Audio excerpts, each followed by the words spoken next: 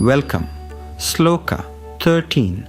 Let us reflect on the 13th Sloka of Bhaja Govindam. Let us first listen to the Sloka. Kāte Kāntā Dhana Gata Cintā Vātula Kintava Nasti Niyanta Trijagati Sajjana Sangati Reka Bhavati Bhavarnava Tarane Nauka. In this verse, Adi Shankaracharya gently shifts our attention from external dependence to inner guidance.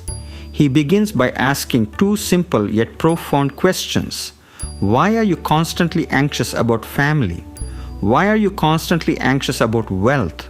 He's not asking us to abandon either family or wealth. Both have the rightful place in life. Instead, he questions our tendency to believe that our happiness, security, and peace depend entirely upon them. The verse then addresses us as Vatula, meaning one whose mind has become disturbed or deluded.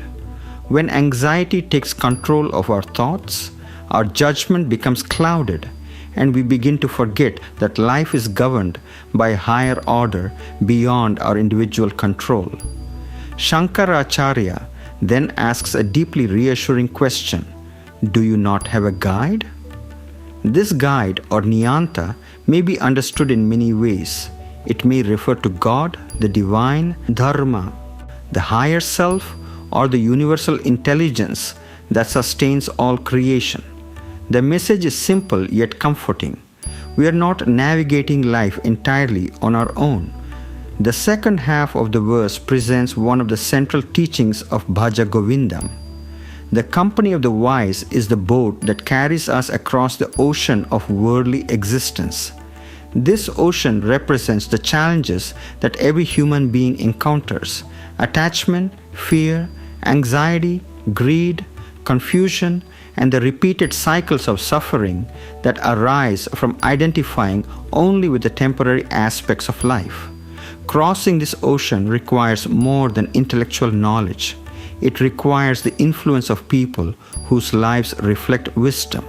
Such company may include enlightened teachers, saints, sincere seekers, noble friends, or even timeless spiritual literature that elevates our thinking and inspires us to live with greater clarity. Good company gradually transforms our values, our priorities, and ultimately the direction of our lives. This teaching is especially relevant in today's world.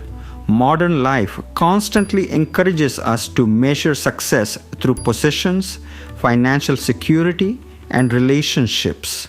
While these are all valuable, they cannot, by themselves, remove the restlessness of the mind. This verse reminds us that worry alone cannot solve every problem. Trust in a higher order brings inner peace. The people with whom we spend our time quietly shape our character. Sometimes one wise mentor, one noble friend, or one uplifting influence can transform the course of an entire life. Adi Shankaracharya therefore leaves us with a timeless truth. The safest investment is not merely in wealth, but in the company of the wise. Such company becomes the boat that helps us cross the storms of life with clarity, courage, and lasting inner peace. That concludes our reflection on Sloka 13 of Bhaja Govindam.